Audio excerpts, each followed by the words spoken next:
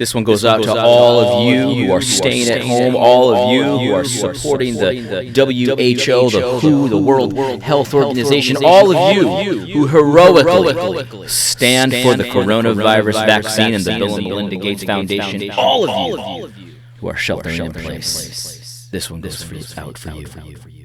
And they say that a hero can save us.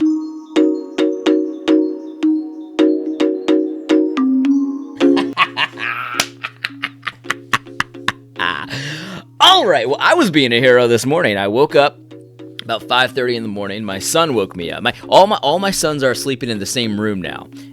But the problem is that my oldest son, he can read, so sometimes he puts his reading light on in the middle of the night, and he forgets to turn it off. And then my youngest son wakes up and he sees a light on. He thinks it's party time. Anyway, so he woke me up at 5 in the morning or something like that.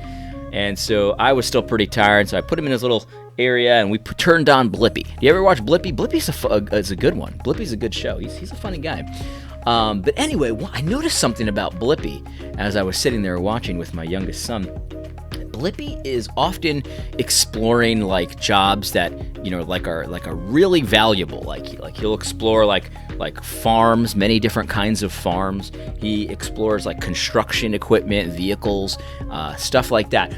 Chocolate factories, bakeries, like jobs that have been jobs for millennia. You know what I mean? He doesn't go to a coding farm, and I'm not saying there's anything wrong with coding. Coding is fine, but like coding's a relatively new practice, right? It's a relatively new job. But what Blippi does and what kids are interested in, and it's hard to make a kid interested in coding, although there are things coming out that make it a little bit easier. But what Blippi is interested in is what kids are interested in. Heavy machinery, buses, cars, jet skis, farms, farm animals, different kinds of vegetables, that kind of stuff. And it occurred to me that when I was younger, those were jobs that I was never encouraged to kind of pursue, but yet those are so necessary, right?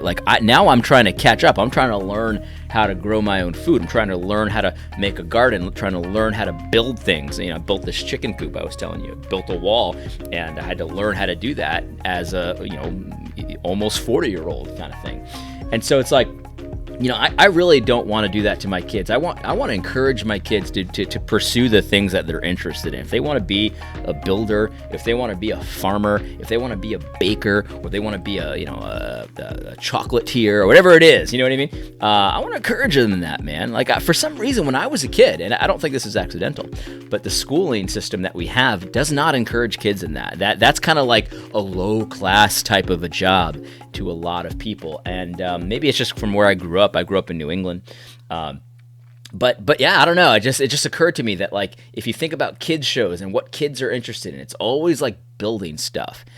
I think that's totally natural. I think that's a good thing, and I'm all about that nowadays. I want to learn those skill sets. I want to have those skill sets that I never had before. I mean, again, there's nothing wrong with making money doing something else, something white collar. I'm not saying white collar is bad, but my kids, I'm not going to make this weird dichotomy where white collar is good, blue collar is bad, and it's kind of like low class. No, that's not what I'm doing with my family. I don't know if you want to follow me in that. That's fine. I think it's a biblical thing. The Bible talks about working with your hands and how you should be dependent on no one and that kind of thing. I had a guy, I love this. I love when this happens. This ever happened to you where you basically quote scripture, but you don't actually quote it? So you quote it, but you don't attach the verse to it.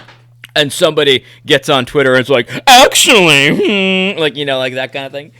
And it's like, dude, that's a literal quotation from the Bible. This happened to me like a year ago where I said something about acting like men, how you should learn how to act like a man. And someone was like, well, what does that mean, act like a man? And it's like, to me, it's like, well, you better figure it out. If you're a Christian, you better figure that one out. Just like you better figure out what it means to be dependent on no one. People are trying to zing me. Well, what is that supposed to mean? I love that kind of stuff. The first time that ever happened to me was a debate about Calvinism, where I was talking to some guy, some lunatic Arminian. And look, I don't think all Arminians are lunatics, but there are lunatic Arminians out there. And this guy, I was talking to him, super obstinate. And I said something about how God has consigned all to disobedience so that he might have mercy. And he said, well, that's stupid, Adam. That's like a doctor poisoning you with the disease so he can cure you. And I'm like, yeah, that's literally a quotation from Scripture. And, he's like, he came back to it, he was like, well, that must mean something else, because we know that God is loving, and it's just ridiculous. Anyway, yeah, so I don't even really know what I want this video to be about. I think that, that pretty much covers it. Let me say this too. I was thinking about UFOs and stuff like that. And if you've watched my content for any amount of time, I've talked about UFOs many times. I believe in UFOs. I don't believe in aliens, but I believe in UFOs. I think UFOs are absolutely real. They've been real for a long time. And I want you to think about what's happened here, okay? So the Pentagon admitted that they film and track and study UFOs. They've been doing it for a very long time. And I want you to really think about what this means, right? There's lies and layers of lies that you've been told ever since you were young that are being exposed here. And then I want you to think about what you're being told now. And I want you to ask yourself, how in the freaking world do you know what is true now that the government is telling you? Because the government always said, oh, it's ridiculous. We don't study UFOs. That's ridiculous. But they always have. They always have and they always did. Now they're revealing that this is true. But you've been told to consider people who believed in UFOs, like me, for example. And I don't care what you think about me. But you've been told to think of them like backwoods Neanderthals, essentially. You've been told, well, that's conspiracy theory, and you've been told that they're idiots and morons, and that's how movies present them, and that's how you were taught to react when somebody starts talking about UFOs, and so many of you react that way right now. And so now that they've admitted it, I want you to think about what that means. You've been lied to for decades. Decades. You've probably been lied to all your life. And the question is, what is being talked about right now that you have been taught to react as if, oh, that's a conspiracy theory. That's you're an idiot. Let me offer a few suggestions for you. Pizzagate and the pedophile rings that exist. You've been taught to react to that term Pizzagate like, wow, you are such a moron. You believe in Pizzagate? What are you, a Trump? You probably support Trump too, you idiot. That's how you've been taught to react to Pizzagate. How do you know what Pizzagate's all about? The reality is you have no idea. You don't know what you're talking about. Just like a few days ago, when somebody would bring up UFOs, you had the same exact reaction. It's a programmed reaction that they have taught you how to react to this stuff. And unthinkingly, you said, what, do you believe in UFOs? E.T.? But it's actually real. Or maybe it isn't. See, that's the other thing. So they were either lying then, or they're lying now. These videos are fake, or they were lying back then. It doesn't matter which way you slice it. So you could either believe in UFOs or not believe in UFOs. In some way, the government is lying to you. And so you don't have a freaking clue what to believe. And so what do you do? Well, let me suggest to you that one thing you could do is mind your own business, work with your hands, and be dependent on no one. Anyway, I hope you found this video helpful. God bless.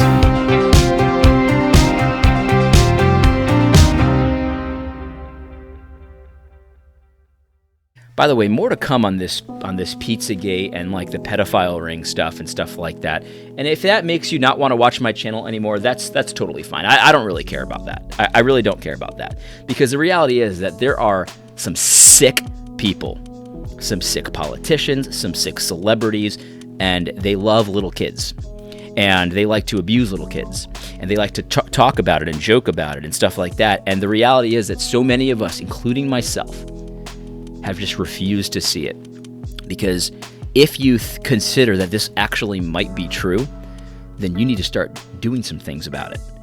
I'm not exactly sure what to do about it, because the reality is I can't control if there's high-level pedophile rings everywhere, and they're diddling little kids all over the place. But what I can control is how I deal with it, right? How I deal with it. And that's why I say mind your own business, work with your hands, and be dependent on no one. There are people that are going to be generals in this fight, right? There are people that are responsible for shutting down these pedophile rings and stuff like that. Your responsibility is to you and your family and to your God. And so you have to decide what you're going to do about it. And if your decision is, I'm just going to shut my eyes and not think about it and not even acknowledge that it's true, I guess that's one way to deal with it. But I don't think that's a way that a Christian ought to deal with that kind of stuff. Anyway, I hope you found this video helpful. God bless.